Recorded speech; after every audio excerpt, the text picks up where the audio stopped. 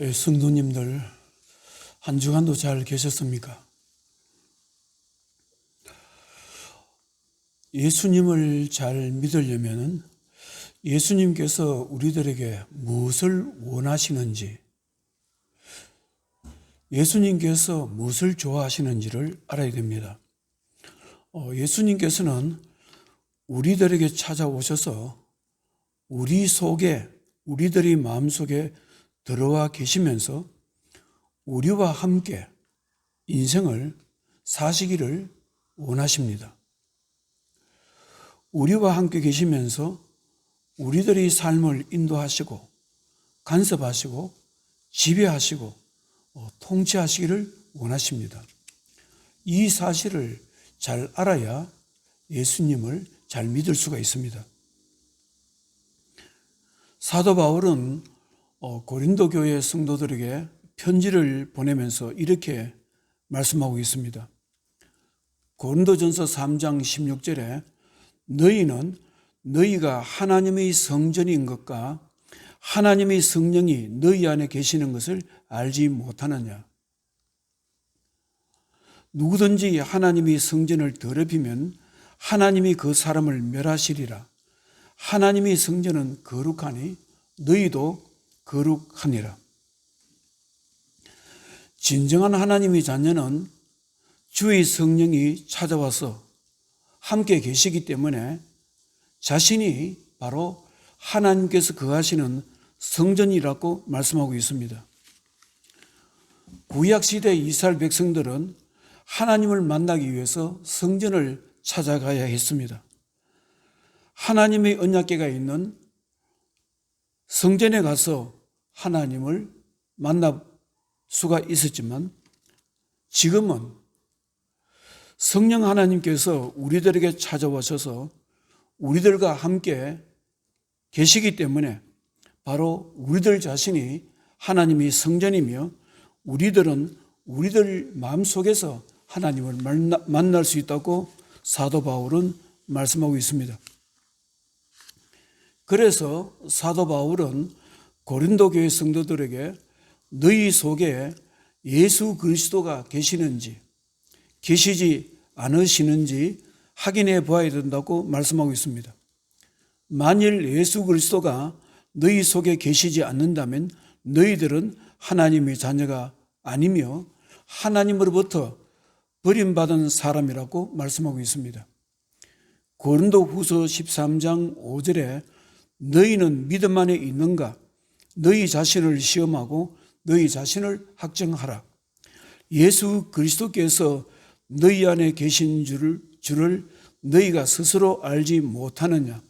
그렇지 않으면 너희는 버림받은 자니라. 고린도후서 13장 6절에 우리가 버림받은 자 되지 아니한 것을 너희가 알기를 내가 바라고, 사도 바울은 하나님의 자녀는 자기 속에 예수 그리스도에 대한 믿음이 살아있는지 성령님께서 자신 속에 살아계시는지를 늘 확인해 봐야 된다고 말씀하고 있습니다. 사랑하는 성도 여러분, 그러면 왜 그리스도께서 우리 속에 들어오셔서 우리와 함께 계시기를 원하실까요? 그 이유가 무엇이라고 생각하십니까? 그 이유는 예수님께서 우리 속에 들어오셔서 우리들의 삶을 지배하시고 간섭하시고 통치하시는 주인이 되시기를 원하시기 때문입니다. 우리들의 삶을 통치하시는 실질적인 왕으로서의 역할을 하시기 원하시기 때문입니다.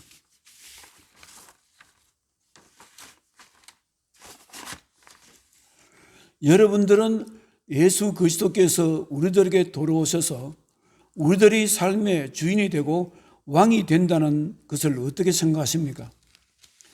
예수님께서 우리들의 삶의 주인이 되시고 왕이 되시는 것과 우리들의 인생과 우리들의 삶과 무슨 관계가 있느냐 이렇게 생각하십니까? 그러나 예수님을 우리들의 삶의 주인으로 모시는 것과 예수님을 우리들의 삶의 왕으로 모시는 것은 우리들의 인생에서 너무나 중요한 일입니다. 왜냐하면 하나님의 자녀의 인생에서 예수 그리스도를 주인으로 모시는 것과 예수 그리스도를 자신의 인생의 왕으로 모시는 것을 실패하게 되면 그 사람의 인생도 실패하기 때문인 것입니다. 마태복음 27장에 보면 로마 총독 빌라도가 예수님을 신문하는 자리에서 이렇게 묻습니다. 당신은 누구입니까? 당신은 유대인의 왕입니까? 이렇게 묻습니다. 마태복음 27장 11절에 예수께서 총독 앞에 섰으며 총독이 물어 이르되 내가 유대인의 왕이냐? 예수께서 대답하시되 내 말이 옳도다 하시고, 빌라도가 예수님께 당신은 유대인의 왕이냐 이렇게 물었을 때 예수님은 내가 바로 유대인의 왕이다 그렇게 답변하셨습니다. 그런데 유대인의 왕으로 오신 예수님을 유대 백성들은 예수님을 거짓 선지자로 생각하고 십자가에 매달아서 못을 박아 죽여버렸습니다. 유대인들은 자기 백성에게 찾아오신 하나님께서 보내주신 유대 왕인 예수 그리스도를 십자가에 못 박아 죽이신 후에 유대인들은 혹독한 대가를 지불하게 됩니다. 예수님께서는 십자가에 돌아가시기 전에 너희들이 유대인의 왕으로서 온 예수님을 버린 대가가 무엇인지를 구체적으로 말씀하셨습니다. 누가복음 21장 20절에 보면 너희가 예루살렘이 군대들에게 에워싸이는 것을 보거든 그 멸망이 가까운 줄을 알라. 그때에 유대에 있는 자들은 산으로 도망할 것이며 성내에 있는 자들은 나갈 것이며 촌에 있는 자들은 거리로 들어가지 말지어다. 그날에는 아이 뵌 자들과 젖먹이는 자들에게 하가 있으리니 이는 땅에 큰 환난과 이 백성에게 진노가 있겠음이로다. 그들이 칼날에 죽임을 당하며 모든 이방에 사로잡혀가겠고 예루살렘은 이방인의 때가 차기까지 이방인들에게 밟히리라. 여기서 무엇을 말씀하고 있습니까? 왕으로 오신 예수님을 유대인들이 거부하고 죽인 대가가 예루살렘 멸망으로 찾아온다는 것입니다. 실제로 예수님께서 죽으시고 난 뒤에 AD 70년에 예루살렘은 로마의 침공으로 예수님께서 예언하신 대로 무참하게 짓밟히게 되고 멸망하게 됩니다. 사랑하는 성도 여러분, 하나님의 자녀들은 왕으로 이 땅에 오신 예수 그리스도를 자신의 인생의 왕으로 모셔야 합니다. 자신의 인생을 지배하고 통치할 수 있는 실제적인 왕으로 모셔야 된다고 성경은 말씀하고 있습니다. 그래야 자신의 인생에 평화가 있고 평강이 있다고 말씀하십니다. 그렇게 함으로써 하나님께서 지켜주시는 은혜가 있다고 성경은 말씀하고 있습니다. 오늘 성경 말씀은 사무엘상입니다. 사무엘상 8장에 보면은 이스라엘 장로들이 사무엘 선지자에게 찾아와서 자신들을 통치할 수 있는 왕을 세워달라고 간청합니다. 우리들에게도 다른 나라에 있는 왕처럼 왕을 세워달라 그렇게 말씀을 하고 있습니다. 사무엘상 8장 4절에 이스라엘 모든 장로가 모여 라마에 있는 사무엘에게 나아가서 그에게 이르되 보소서 당신은 늙고 당신의 아들들은 당신의 행위를 따르지 아니하니 모든 나라와 같이 우리에게 왕을 세워 우리를 다스리게 하소서 한지라. 사무엘 선지자는 이 문제를 가지고 하나님께 기도하게 됩니다. 기도한 결과 하나님께서는 이렇게 응답하십니다. 사무엘상 8장 6절에 우리에게 왕을 주어 우리를 다스리게 하라 했을 때에 사무엘이 그것을 기뻐하지 아니하여 여호와께 기도하며 여호와께서 사무엘에게 이르시되 백성이 내게 한 말을 다 들으라. 이는 그들이 너를 버림이 아니요 나를 버려 자기들이 왕이 되지 못하게 함이니라. 하나님께서는 사무엘 선지자에게 말씀합니다. 이스라엘 백성들은 나를 자신들의 실질적인 삶을 통치하는 왕으로 인정하기 싫어한다. 지금까지 나는 애굽에서 노예와 같은 삶을 살았던 이스라엘 백성들을 애굽에서 해방시키시고 광야의 삶 속에서 지켜주셨고 가나안 땅으로 인도하셔서 그들이 정착할 수 있도록 보호하셨고 지켜주셨다. 그들에게 살 길을 열어주셨다. 그러나 그들은 하나님을 실질적인 자기 삶의 왕으로 하고 싶어 하지 않는다. 이스라엘 백성들의 마음속에는 하나님을 왕으로 인정하는 것을 거부하고 있다. 그렇게 사무엘 선지자에게 말씀하십니다. 사무엘상 8장 8절에 내가 그들을 애굽에서 인도하여 낸 날부터 오늘까지 그들이 모든 행사로 나를 버리고 다른 신들을 섬김같이 내게도 그리 하는도다. 그렇게 말씀을 하십니다. 하나님께서는 이스라엘 백성들의 요구를 들어주십니다. 요구를 들어주시면서 왕을 세울 때 왕의 폐단을 말씀하고 있습니다. 왕이 통치할 때 이스라엘 백성들이 당해야 할 책임과 의무와 대가와 고통에 대해서 말씀하고 있습니다.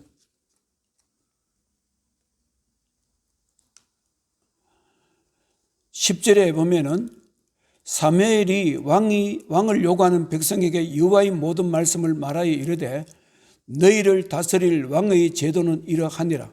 그가 너희 아들들을 데려다가 그의 병거와 말을 의거하게 하리니 그들이 그 병거 앞에서 달릴 것이며 그가 또 너희의 아들들을 1000부장과 50부장을 삼을 것이며 자기 밭을 갈게 하고 자기 주수를 하게 할 것이며 자기 무기와 병거의 장비도 만들게 할 것이며 그가 또 너희 딸들을 데려다가 향료 만드는 자와 요리하는 자와 떡 굽는 자로 삼을 것이며 그가 또 너희의 밭과 포도원과 감람원에서 제일 좋은 것을 가져다가 자기의 신하들에게 줄 것이며 그가 또 너희의 곡식과 포도원 소산의 11조를 거두어 자기의 관리와 신하에게 줄 것이며 그가 또 너희의 노비와 가장 아름다운 소년과 나귀들을 끌어다가 자기 일을 시킬 것이며 너희의 양떼의 10분의 1을 거두어 가리니 너희가 그의 종이 될 것이라.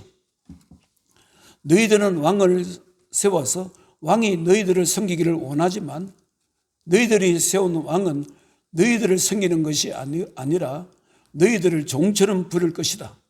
왕의 폐단을 말씀하고 있습니다.